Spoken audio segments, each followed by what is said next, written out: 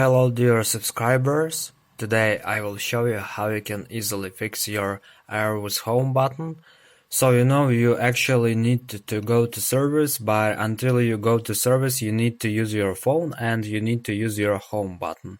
So what you can do, it's to create a virtual button, and you just press on the screen here. You will see your virtual button, and when you need to press home you will choose virtual button and just press home.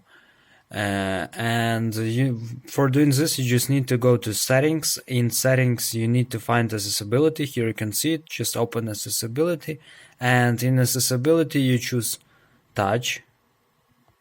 Here choose touch, and here you will find first assistive touch. Just go here and just turn it on. Just turn on assistive touch.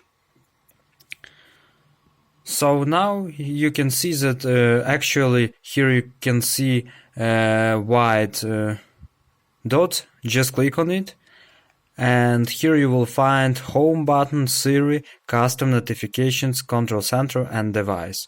So just click home, and here you can see that it imitates our home button. So you will see it even in if your phone is locked.